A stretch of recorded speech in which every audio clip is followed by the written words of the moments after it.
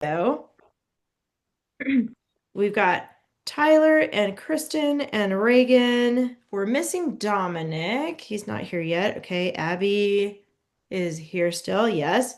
Alex, Ramsey, Ryan. Okay, just missing Dominic. Maybe he'll come in. All right, go to page 25 in grammar. If you have it, Tyler, I wrote it down. I'm going to send it to you after class, but you can relax, but don't Yeah. relax too much here. Yeah, I was thinking for today, maybe I could write the practice sentence while someone's reading it, and I can just do it on here for today. Perfect. Perfect. I like that plan. Yep. Seriously, don't relax too much because then I'm gonna want to relax, and then Yeah, don't then I'll relax watch too the much. recording, and then I'll get Dominic, lazy. Dominic's coming in.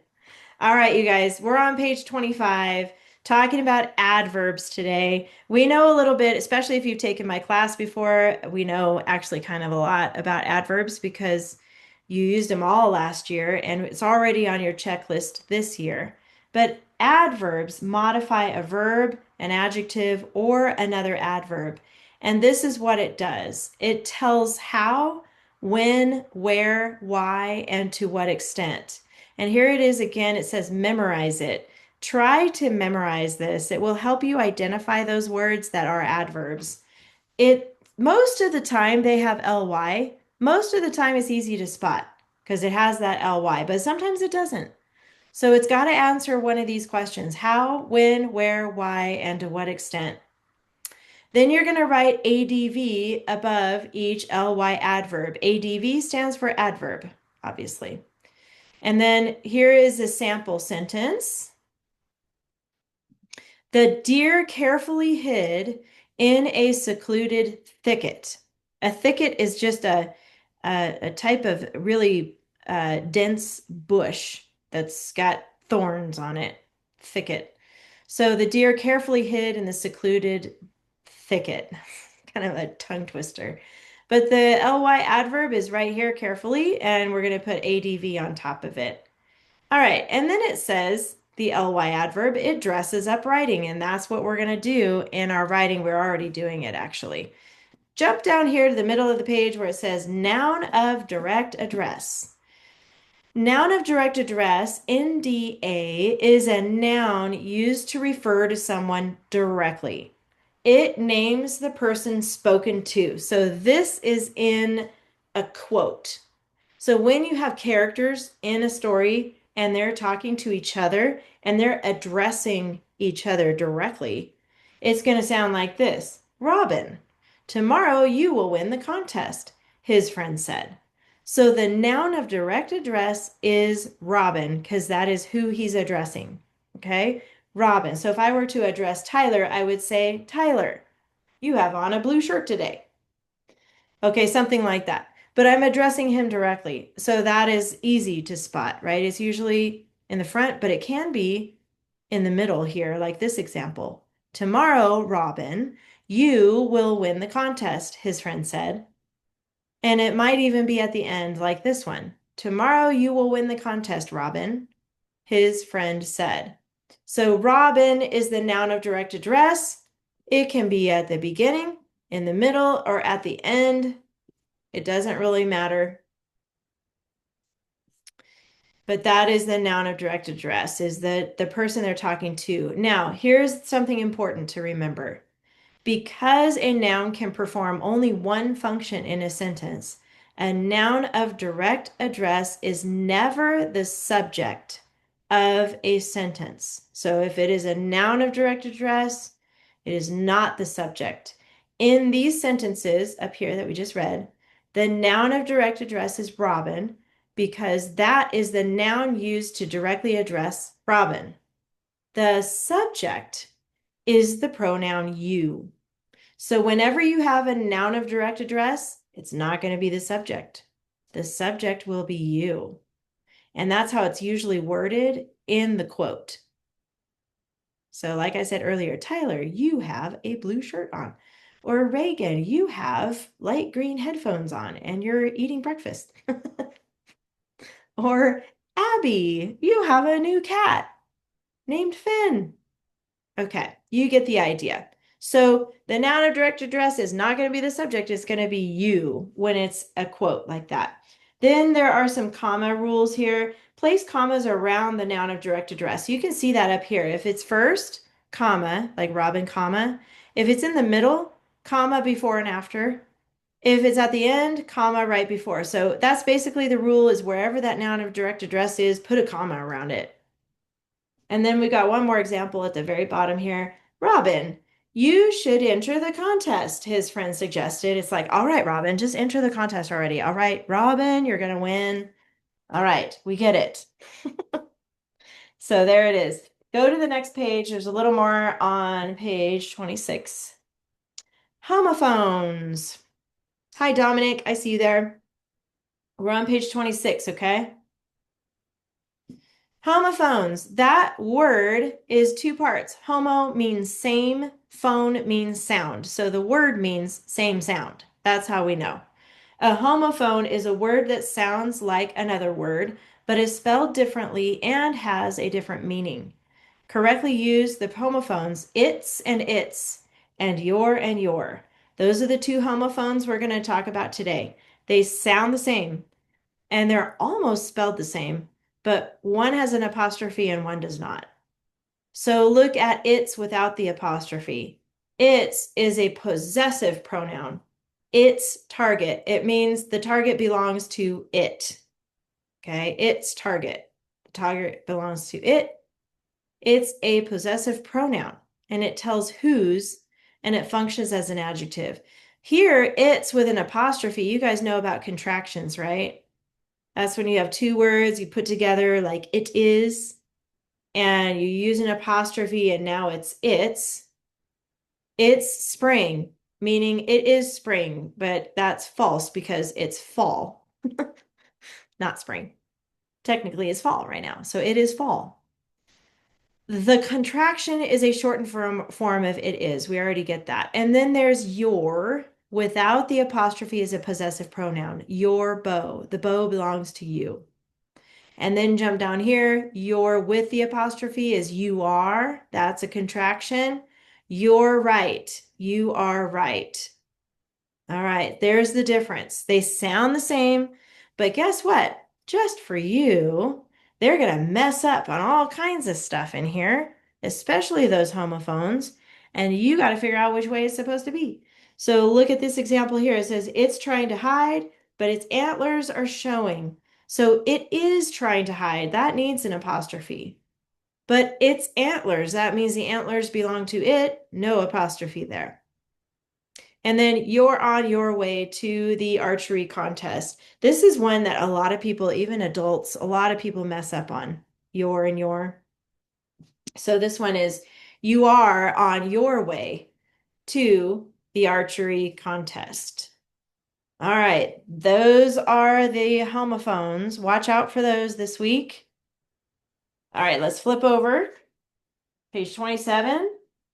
And you can write this down, Tyler, and somebody else can read it. Does anybody feel like reading the sentences today? All right, Reagan, I see your hand. I see yours too, Kristen. Sorry, I didn't see it in time, but Reagan can read it this time. Robin immediately took offense and challenged the forester. Sir, do you see the deer at the edge of the wood? I bet you 20 pounds that I can hit it. Proper now. Okay, good. Nice reading. The vocabulary is offense. How can we explain that? What does that mean if you're offended or offense? If you take offense to something, what does that mean? You may know how to explain that. If you're offended by something, go ahead, Reagan. What does that mean? Like being hurt, Mom. Yeah, being My hurt mom. or damaged. when, No, my mom. yeah, emotionally Mom. upset or you have resentment, something like that. Uh-oh. I see Alex and Tyler jumping in here. What is it, Tyler? I'll have you go first. So offense is basically like when you like somebody thinks like you think somebody said something to you that's not true about you and they're spreading it and you don't like it because it's not true. You're offended. So Okay. yeah, to put it in a sentence, like I took offense to Alex accusing my team that we cheated. I knew that was coming. I just knew And it. I Knew just took it. offense of you accusing my Okay. accusation. I'm out. Hey, and by the way, speaking of offense, this is also offense, which in football means something completely different, right? Offense is the team with the ball, right? There you go. But in this context, it's not talking about offense, it's offense. So, all right, check vocabulary. We're all friends in here. Everybody's friends. Go ahead and find the articles Bro, and label those. Reagan's background the entire time was just like, Mom, Mom. And then bro's just like, proper noun, proper noun. I was like, what's going on back there? Like, does your brother have like a writing class too or something? Yeah. I was like, That's what pretty the good. You're reading heck? lips there, Alex. All right, go ahead and find those articles and label those. Remember, articles are a, an, and the. They're pretty easy to spot. How about Ryan? I know there's a bunch here, Ryan, but can you find the 8 nouns? There's 8 of them. Ramsey can help you if you need help from Ramsey. The 8 nouns? Yes. Robin, Good. offense, Offense. Good. then Forrester, I think. Yes. Forrester. Do? Not Oh, do. wait, no. No, sir. Sir is yes. Dear. Dear, yes. Edge. Say it again. Edge. Edge, yes. There's so many. I Wood, know. I think. Wood. And there's one more. One more. Pounds. There you go. Nice, Ryan. Very good. Excellent job. Thank you. You're welcome. Offense was a little tricky, but the verb is right before it. He took offense. So that tells us it's going to be a noun here. All right. And 5 pronouns. That's a lot of pronouns too. So how about Ramsey? Can you do the pronouns? Yeah, let's see. I. There's a couple of them in here, huh? We'll do them both. There's 2 I's, right? Yeah, got that. Okay. You. Good. I think there's another U here too. We'll do both of those. Let's see. That's 4. That. And not Is that a that. pronoun? No, not that. That's going to be a that clause. Hmm. One more.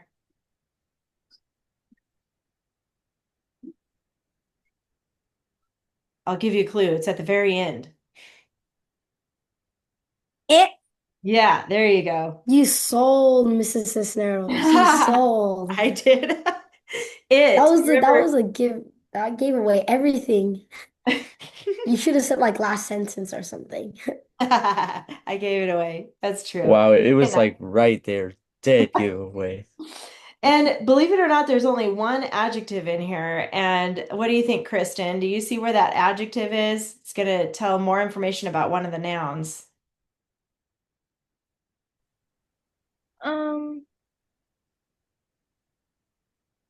It's say it again. Immediately. Nope, that's going to be the adverb. You're thinking adverb. So think adjective, like one that tells how many or which one. 20. There you go, 20. And if you ever get stuck on that for anybody, you can always go back to that page in that column. Remember, it's showed like which one, how many, what kind. Those are all the adjectives. Well, she gave us the adverb too, so we might as well just label that one. Good job. And then how about Dominic? Do you remember the coordinating conjunctions? First of all, do you remember, Dominic, what the word is that helps us remember what those words are? Fanboys. Yes, excellent. Fanboys. And do you see one of those words in here?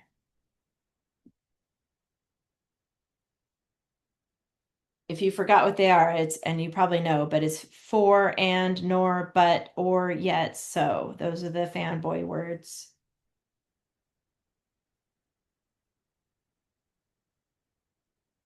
You see it, Dominic? There's one in here. I'm trying to look my book. Hold on. Oh, okay. He's looking. You know, a memory from class, the first day of class, was when Kristen said that she's in Alabama, and Tyler put "Sweet Home Alabama" in the chat. I just could not stop cracking up.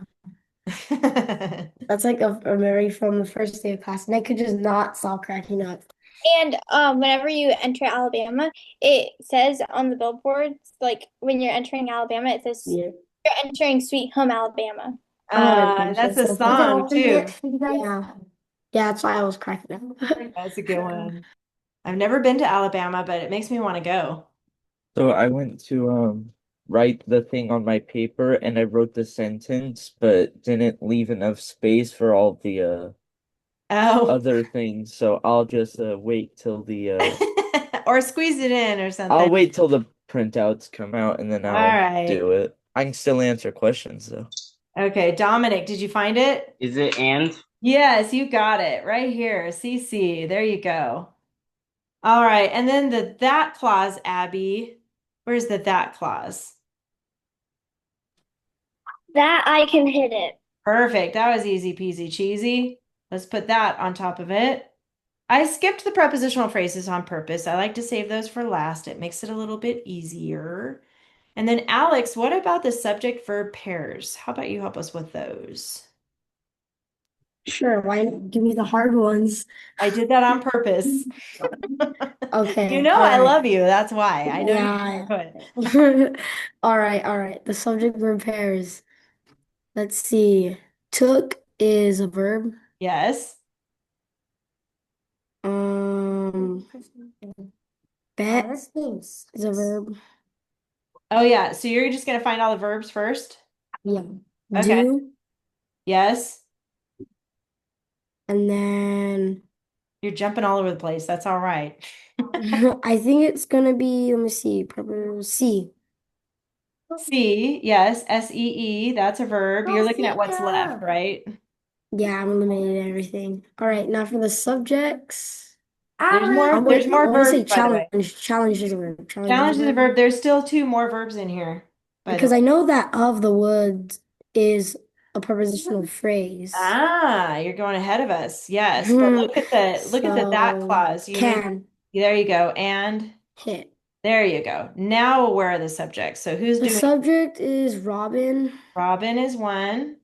Let me see, sir. No, this is actually No, going to be one of those. you. It's Yep, gonna be noun you, of yeah. direct address. I Yes. just saw you right now and I was like, oh. Yes. Let me see. Don't help me, don't help me. I got it, I Okay, got okay, it. okay. Forester? No, not Forrester. It's deer. Well, you already got your subject for the first and the second sentence. So now we're down here after would. Oh, all right. Bet Bet is the verb. So what's the subject? you. You. Ah, Actually, wait, it's not you? it's I. It's I. On this one, it's I. I bet you. So and I have another one. Think, yeah, because there's four. Yeah, there's one more. So pounds. No, it's inside the that clause. Oh, it, Nope. that. So can I'm hit. just guessing now. Okay, yeah, you're guessing. Can hit are the verbs. So who can hit?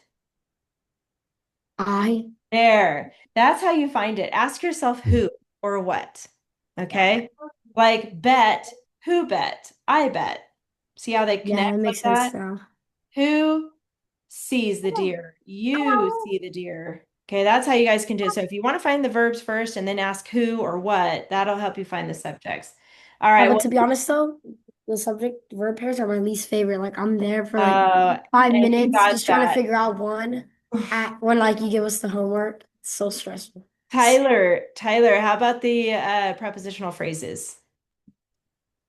At the edge At the edge of the wood. of the wood. They're back to back. Very good. Nice job. And then we've got four capitals. You guys can do that part by yourself. Three and The prepositional phrases went back to back, but they couldn't go back to back to back. true. Two comma rules. All right. This is going to be tricky. Let's see. How about Reagan? Where do the commas? We're either going to put one in or take it out. What do you think we should do? There needs to be a comma before the quote. Before the quote? Oh, right here at Forrester? Yeah. Well, No, actually not there. we're gonna take out after the comma after offense. Take it out here because we're only connecting two things, took and challenge. Yeah. The other one has to do with a noun of direct address. Remember, we talked about that in the lesson today. Yeah. Um, Who is he addressing when he speaks here at the speaking part? oh, the Forester, Yes, but the first word, sir. sir. And Oh, then there's a comma right after sir. yes, because it's a noun of direct address. He's speaking to the sir. He's saying sir. And then do you see Yeah. the rest of the sentence? All right. And then the end mark is just going to be a period here. All right. We did it, man. That was a lot. You guys did great. Any final questions about today's grammar lesson? If not, shake your head no for me so I know you don't have a question. Okay. Okay. Done with that. I do have a question. Okay, go ahead. How come the Packers tied the Cowboys? What's Oh, going don't on? even. Hey, okay. I know you're being goofy, but I do need you to hold off on the comments, sport comments. All right. We'll talk about it at the end of class. Yeah. All right. It's okay. All right, let's get out your binders. You guys wrote about what did you guys write about? You wrote about the eagle. The eagle and the jackdaw. And the Komodo dragon. We have time for two people to share. If you want to pick one of the paragraphs and read it to the class, you can. We have time for two if anybody wants to share your paragraph. All right, I see Kristen's hand.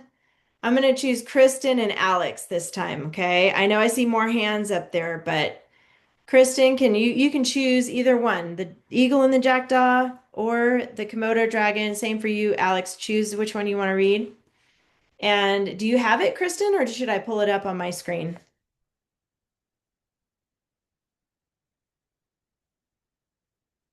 Because I can pull it up here if you need me to.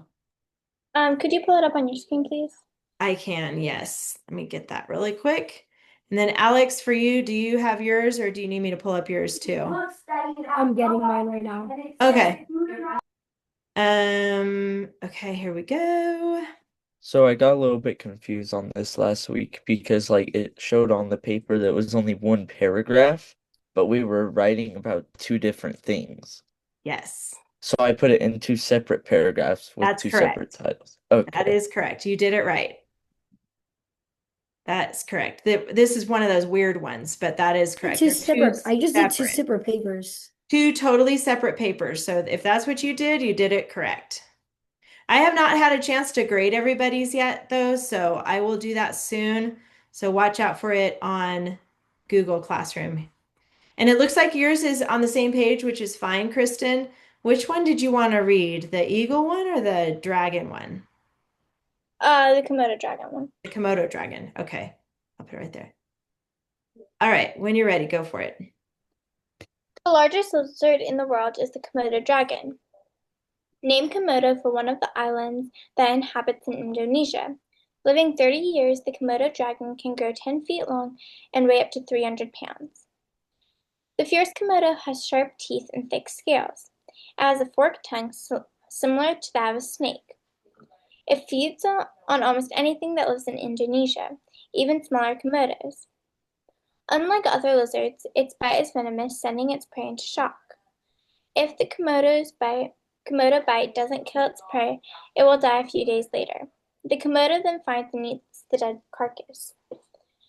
It can consume 80% of its body weight in a single feeding. The Komodo can vomit up its meal to get away quickly. These dangerous reptiles can run 13 miles per hour. In the past 40 years, dozens of people have been attacked by Komodo dragons, and 5 have died. Nice. Okay, very good. Let's give her a cheer in the camera. Good job, Kristen. Very good. I liked how you worded that. And it's a lot of really great information. They're interesting creatures. One thing I wanted to help you with really quick is because I know all this, the checklist is new to you. So if you're watching, make sure you see what I'm going to do here. I love that you used a Google Doc because I can actually do stuff on it with you. But I noticed the word quickly right here. There's your LY, which I love it. It's perfect. It's a great spot for it. The thing I want you to do next time, though, is make sure to underline your dress up. So I'm just going to do that for you really quick like this so you can see what it's going to look like. There, that's underlined. And the other dress up is the who, which clause. I think you had it in here, right, Kristen? Did you put who, which? How do you underline it, Steph, in Google Docs? Yeah, so you're going to highlight the word like I did, like this with your cursor. And then up here on your toolbar, you see the U with the line under it. That's how you underline. Click it. Does that make sense? Yes, thank you. Okay, you're welcome. And then I think you need to add a who which clause here because I don't think you have one yet. It's on your checklist, and everybody needs to be using your checklist when you write your papers, because that's what I expect on your paper. You're not the only one, Kristen. Don't worry. There's others that forgot to put that. So make sure you add who or which somewhere in the paper, and when you do that, make sure to add a verb after the who, which clause in order for it to make sense and underline just the words who or which. Okay. And then another thing on your checklist, since we're talking about it, is the title rule. On the checklist, if you want to look at your checklist while I'm talking about it, it's on page 35. It says title centered and repeats 1 to 3 words from the final sentence. I love your title. It is Komodo Dragon, but that's like the original title of the paper. So let's look at your last sentence, Kristen. It starts right here. In the past 40 years, dozens of people have been attacked by Komodo dragons and 5 have died. So I love the sentence. What is a word we can use 1 to 3 from the sentence, but change the title? Can you think of a new title you could put here instead of just Komodo Dragon?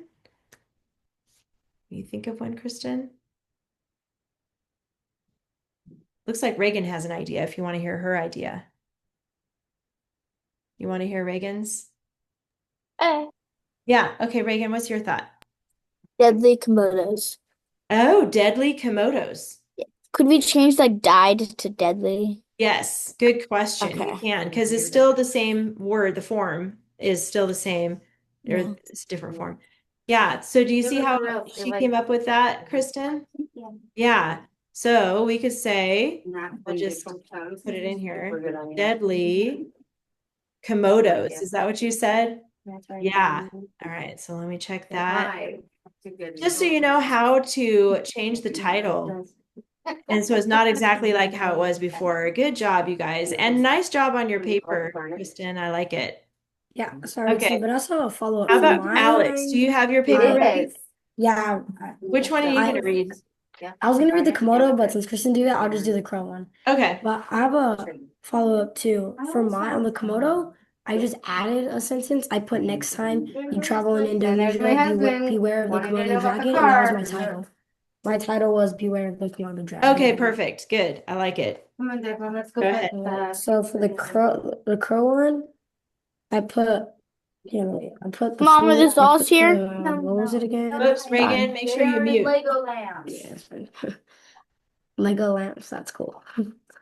I put my title was The Foolish Crow. Okay. I Good. put once there was an eagle perched on a tree who flew down and seized the lamb with its powerful claws. A jackdaw observed the eagle and was stirred with envy. The jackdaw wanted to mimic the eagle's strength and skill. He flew around eagerly to find a ram. The eagerly was my what was it? LY adverb. The ly adverb. Mm-hmm. To find a ram. He finally found a large ram he intended to carry, but his claws got tangled in the ram's coat of fur. The shepherd quickly saw and caught the jackdaw. He clipped the bird's feathers and brought it home to his children. His kids asked, "What kind of breed of bird is it?" the shepherd told them it was a crow, but it was foolish and wants for us to think that he is an eagle. Nice. Okay, guys, you know what to do for Alex. Good job.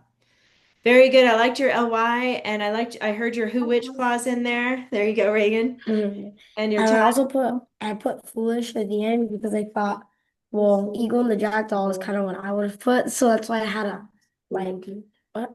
I like it. You changed it up a little bit. That's what you need Yeah. to do for the title. So that's what I do. I like usually try to add something in the sentence I didn't include in the story, so it doesn't exactly seem like the other story, but and I also have a title, like I think of what the crows, what the main character was doing it, and what were his actions, and then Good. I think, and then I add, and then yeah. Okay, so you guys are going to put away week 4. We're finished with that now. You can put it away in your finished folder, whatever you're keeping your finished Week stuff. 4 And or now week 3? that was week 3. Sorry, I meant week 3. Put away week 3 and get out week 4 from your binder. It should be at the front after the source text tab. You're going to get out 4 pages. 1, 2, 3, 4. So go ahead and put away week 3 in your finished area, wherever you have your finished stuff, wherever you're keeping that. We're done with it. We're not going to get back to it anymore. And get out week 4 plus a lined piece of paper. Okay? Make sure you close those rings after you get it out. And give me a thumbs up when you're ready with week 4 and lined paper. You can use a pen or a pencil on the keyword outline part. Okay, I see that for Ryan and I see that Tyler. Good job. Week 4 and a lined piece of paper. Good, I see that. So I'm just gonna do my keyword outline like right now, Yeah, like as we're doing it, and then once yeah, I get the papers tomorrow, I'll do it. perfect. Good plan. I'll get them to you after class. Okay, you good? Are you ready, Kristen and Reagan and Abby? Looks like she's still getting it ready. Dominic, are you ready? Once you get week 4 out, we're going to start with that yellow page. So put that on top of your stack. The yellow page is going to tell us about a story sequence chart. Some of you have had my class. You know exactly what that is. Oh, I We remember talked this about it. now. I remember Yeah, you this. remember? So I need you to just listen right now. But in any story or book or even movie, there's a format, there's a pattern that follows when you have a story. The first paragraph is introducing the characters and the setting. That is important to do in any story or book or movie. Who is in the story? What are they like? When does it happen? Where do they live or go? In the middle of the story, this is like the most important part of the story, the meat and potatoes, if you want to say, of the story, the conflict and the problem. Every good story, every good book, every good movie there's a character that, or more than one sometimes, has a conflict or a problem. Okay. So pay attention to that next time you watch a movie or read a book. It makes it so much more entertaining and interesting to read if there's a problem that they have to solve. These are the questions you answer in this paragraph in the middle. This is a 3-paragraph model. Okay, so first paragraph, introducing characters and setting. Second paragraph, we're talking about the conflict and the problem. And then the third paragraph is the climax and resolution. The climax is that part of the story where you don't know if it's the first time you've read it. You don't know if the character is going to die or is the character going to defeat the bad guy or is the character going to be lost forever or the character is going to find his way home. It's that part where we're not sure what's going to happen and that intensity, that suspense is makes the story fun to read, right? When you're like, I'm not sure what's going to happen. And sometimes, as you know, some books and stories have tragic endings. They're sad, right? Some books and stories have happy endings, and some have a little bit of both. But that is the climax and the resolution. How is the need resolved? What happens after, and what is the message or the lesson? Okay, so I'm going to go kind of quick here because I know we're running out of time. So let's not have any conversations yet, okay? Just follow what I'm doing here. Get out your clean piece of lined paper and go ahead and put your name and your date here. Today's date is 10/7/25. Quick follow-up. I got another example. Are the Raiders ever going to make the playoffs? Hey, okay, so not any more of that right now, okay? Alex, keep the comments to yourself. This story is actually a long title. It's called The Miller, and we're going to skip a line and put it here at the top, comma, his son and their donkey. That is the title of this story. So go ahead and write that down. The miller, his son, and their donkey. Right underneath that, and you can use pen or pencil on this. I don't care either way on this part. We're going to put story sequence chart. That is what this is called, a story sequence chart. We know a story sequence just means like the order. And then we're going to build a little chart here to help you rewrite this story. And you're going to notice the original story has tons of paragraphs. You're going to turn it into a 3-paragraph story. So for some students that are new to me in here, just follow exactly what I'm doing on this page. You're going to skip a line and a little bit, it's in the middle, but a little toward the red line, about here. I want you to draw a line down about that far. It does not have to be perfect. You don't have to count the lines, just make it about that size. Right there. It's a little closer to the left than the right. And you're just going to draw a line right down the middle, right about there. Don't worry if it's not perfect. If it's crooked, just leave it. It's fine. We're building a chart here. Okay, so we drew the line. Now we're going to write our keyword outline on the right side of the paper. So the side opposite of where the holes are. At the top, next to the top of that line, I want you to put a Roman numeral 1 and then move over a little bit. We're going to do 1, 2, 3.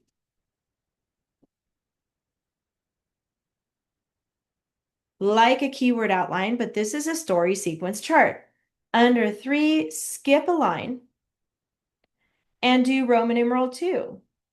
And then again, 1, 2, 3. We're leaving, try to keep everything nice and tidy and lined up. Hold on, Tyler, hang on a second.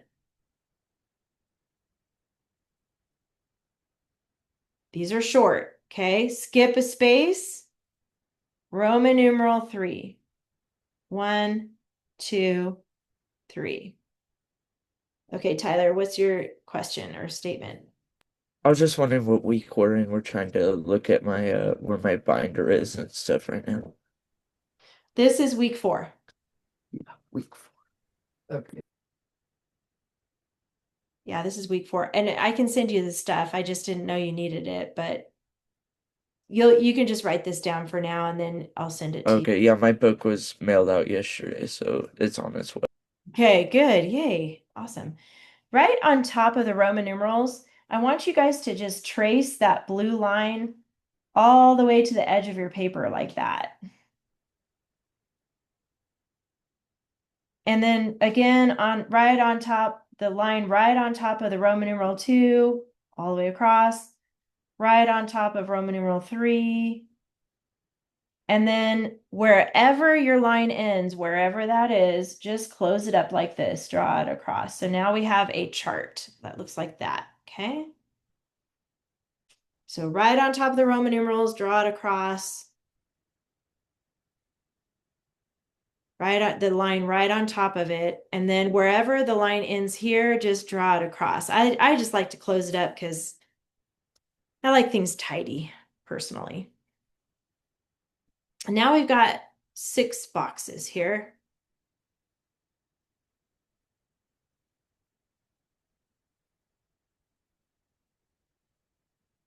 Okay. Now on the left, you're going to see these 3 boxes. This is where we take our notes on what we're looking for these paragraphs. In the first box here, we're going to write, and you're going to have to write a little small, Characters slash setting. If you need to use the line under that, that's okay. But in the first box over here on the side is going to be characters and setting. Like I said earlier, that is what we're going to talk about first whenever you have a narrative like this. Characters and setting. This is where we ask the question who and where.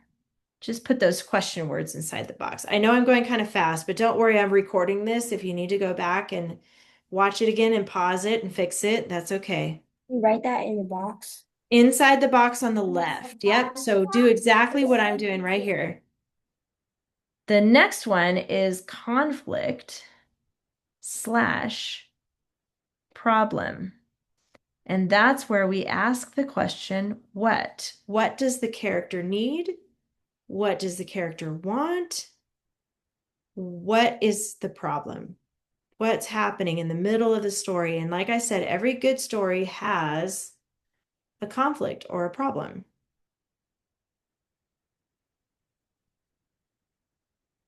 And the last one, climax slash resolution. This is where we talk about how. How is the problem solved? And this is where I'm going to draw a little picture here because I'm a visual person. And here's a very pointy mountain. And I'm going to draw a guy at the top of this pointy mountain. On this side, we're going to draw some spikes. On this side, we're going to draw a nice, soft, fluffy cloud. And then I'm going to draw these little arrows here, and maybe some like hash marks like that. I'll give you a second to draw that in. As you're working on that, it's the peak. He's on the mountain peak. That's what helps me remember what climax means. It's at the very peak of the story. If he falls this way, he's going to die, right? If he falls this way, he's going to have a nice soft landing and live. So this in the story, it could be, this is the tragedy side. This is the good side. So the happy side. So like I said earlier, two different endings. And that's just a visual for you to know what climax means. He's teetering. He's at the top. What's going to happen? Is he going to live? Is he going to die? Is he going to be okay? Is he not going to be okay? We don't know. All right. Now, and I'm going to have Abby read the story. If you feel like you like reading it, Abby. Okay, good. I'm going to have her read the story. I'm going to leave this here in case you're still writing. But look at the story on page 41. It's front and back. And whenever you're ready, by the way, it's an Aesop fable, which means we can learn a lesson from it. So I'm going to have Abby go ahead and read it when you're ready. I love the Aesop fables. They're the best. Is there supposed to be something on the back? Or Just kidding. No, there's not. Oh, good. I thought there was. It's just front. There you Okay. go. A poor miller and his son were taking their donkey to town to sell him when they passed a group of women chatting by the side of the road. "Why walk when you could ride?" they asked the pair. So the old man helped his son mount the donkey, and he continued walking alongside. Then they met an old man who shouted, "Get down, boy, and let your old father rest his weary limbs." Upon this, the miller made his son dismount, and he got up on the donkey. Next, someone in the crowd called out, "Why, you lazy fellow, how can you ride while the lad there can hardly keep up?" Therefore the miller immediately brought his son up with him. They had now almost reached town, and a man commented on how they overloaded the animal, saying, "You might as well carry him as he carried both of you." So the miller and his son tied the donkey's legs together with the help of a pole. They carried him on their shoulders, staggering over a bridge near the entrance to town. This odd sight caused bystanders to laugh until the donkey, not liking the noise or the way he was being treated, broke the cords that bound him and fell into the river. I don't like the ending to this one. I'm more of a happy ending person, honestly. Well, it depends who it happens to. In my mind, the donkey swam away and the donkey lived happily ever after. Even though it doesn't say that, that's how I like it to end. Yeah, he was free. All right. So what can we learn? Who can tell me what can we learn from this Aesop's fable? What's a life lesson that we can learn from it? Anybody have an idea? Let's see. I see somebody's hand up. Oh, it's Ryan or Ramsey. What do you guys? I don't know whose hand it is, but go ahead and tell us what is the life lesson we can learn from this? Do not listen to what everybody says. Yes, excellent. Don't listen to everybody unless it's your parents. They know. They know how to help you. They can tell you, good things. But don't just listen to everybody, right? People at Walmart or online especially. I mean, gosh, you get all kinds of opinions out there. You got to think for yourself. And that's one thing that we're actually going to practice in this class is how to think. Okay, I see your hands, but I have to hurry. I'm sorry, I'm not going to be able to hear everybody's comments. But um, the first paragraph, we are going to talk about the characters in the setting. And the miller, that's a person who works at a mill. He's a miller. But he's the first one we talk about, or we hear about, I should say, in this story. And his son and their donkey, and they're going to town, right? So I'm going to put the miller, I'm actually going to put S and D. I think we did that before. If you circle these in the title, we can use those as symbols. So the miller, his son, and their donkey. That's how I'm going to do it. I did it here in the title so I can go, oh yeah, that's son. And the D, oh yeah, that's donkey. They went to town to sell the donkey. I'm just going to put another D here so I can remember. But when you go to write this sentence, you don't have to put it in the same order. This is just a note for you to remember, how does this story start? We talk about the miller, his son, his donkey. They go to town to sell the donkey. Okay, that's what they're doing at the beginning. So let's talk a little bit more about the son in the next line here, because we're answering these questions, who and where. So far we have the who and the where is town, but we need to give some more information about the son. So how about Tyler, what about this son in the beginning? What kind of a person is he basically, would you say? Like, is he obedient? He's listening to the his Could you go dad? back to the paper, please, so that I Yeah, can. I'm sorry, I forgot you don't have the paper. So It's fine. It's fine. basically, they're going into town and they pass a group of women. But basically, I can help you with this one since we're running out of time. He's obedient. The boy is obedient and he's young. That's pretty much all we know about the son. Yeah. Yeah. So let's put son because we can use the word this time. And I'm just going to put young and obedient.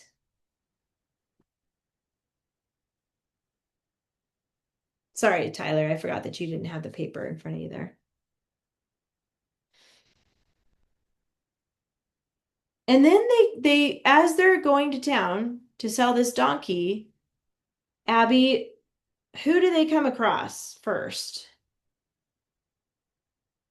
In the first paragraph, who do they see first? A group of women chatting. Yes.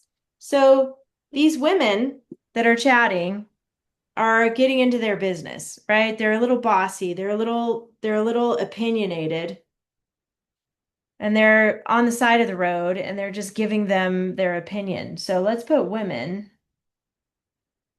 And they were chatting, we know that, but they were opinionated and bossy, right? I'm going to put opinionated. And by the way, if you have other words here to put whatever words you want to describe, how you want to describe these women.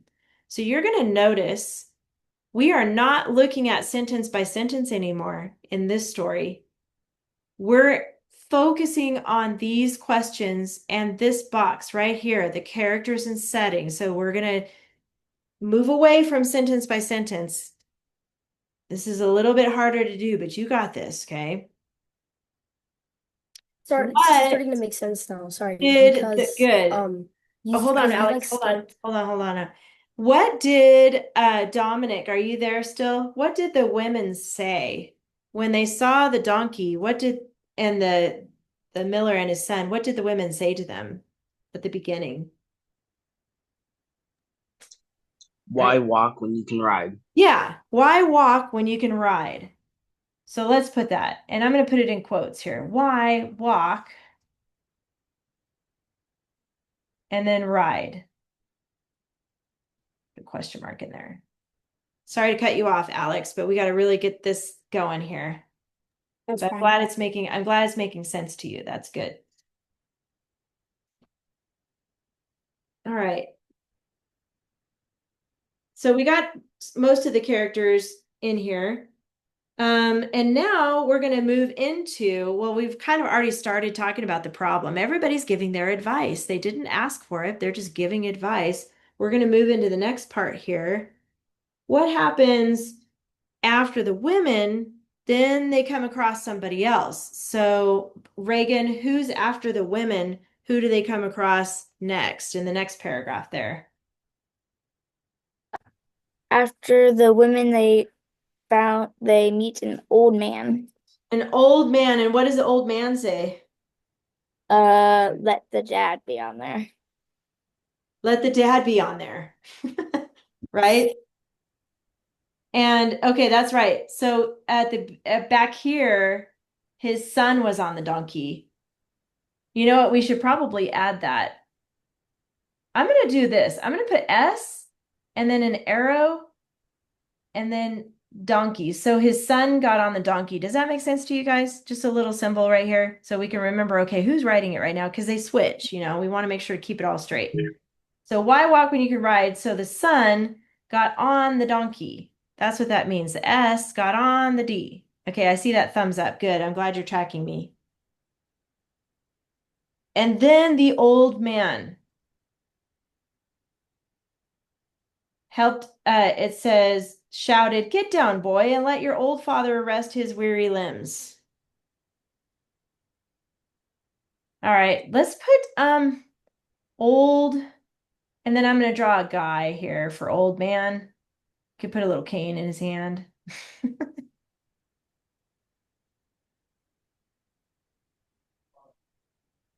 And he's telling the son, the boy, to get down and let your old father rest his weary bones. Let's see, how can we put that on here?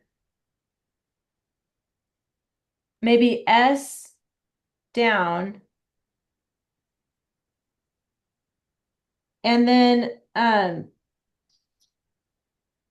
maybe let and father up on the donkey. Now, there's more ways to do this. I know this is a little confusing. We've got a lot of symbols in here, but hopefully you guys can see that okay. But we're just trying to figure out, we're sticking to the same rules. The rules are you can only use 3 words. I've got here old and let and father. And then we've got some symbols. We've got an old guy is telling the son to get down off the donkey and let the father up on the donkey. Okay, that's the way I decided to put it, but it doesn't mean that's the only way. So if you have a different way to put that on your outline, put it the way it makes sense to you. The rules are still the same as before. You can only have 3 words per line, and you can use symbols and numbers and abbreviations. Those are all free. All right, so I'm going to stop here. Your goal this week is to keep going on your story sequence chart. You've got more here to put, and we're talking about the problem. And this is where it gets tricky in this story because it's like this person says that, and that person says this, and then they do it, and then that person says something else, and then they're getting on the donkey, they're getting off the donkey, and then they both get on the donkey. Remember that part? That is the climax part when they're both on the donkey. And then they say, you're gonna, hurt the donkey. You both should carry the donkey. And then at the very end, this is where the tragedy happens, right? Because the donkey breaks away the cords and he falls into the river. So you're gonna finish talking about the conflict and the problem here in the middle. And then how does it get resolved? Using your 3 keywords and numbers, my words, and symbols and abbreviations here. And then you're going to write 3 paragraphs using this. You'll put away the original. Don't look at the original anymore. Just use your outline, your story sequence chart, and then write 3 paragraphs. Before you go, please look at your checklist with me really quick. This is page 43. I want to make sure I pointed out that title rule here because that's new to some of you. So make sure when you're done with all 3 paragraphs, that very last sentence, the last sentence, use 1 to 3 words from that sentence for your title. Okay, that's there. And then here are your dress ups. You're going to have an ly adverb and a who, which clause, which we're going to talk more about that next week, the who, which clause. We didn't really get into it much yet, but try to add one in each paragraph. See how you have paragraph 1, paragraph 2, and paragraph 3. Make sure you have both the adverb and the who, which clause in each paragraph. We'll go back to that in case you need to see that. Lunch? All right. Then huh? Lunch. All right, that Alex, did you have a question? Yeah, I know we're in a rush, but I didn't get to underline my dress ups, so if you see them Okay. on the Okay, thanks for letting me know. I'll probably put a note in the Google Classroom. Make sure you guys check Google Classroom because I'll be grading your work there, okay? I know that was a lot to take in all at once. Any other questions about what we just did? You guys are good? Let me know if you need help with it, okay? You can have your parent or whoever does your homeschooling text me, and then we can talk about it between classes if you need it. All right, you guys, that's it for today. Good job. Thank you. Bye. You're welcome. Bye-bye. See you guys next week. Bye.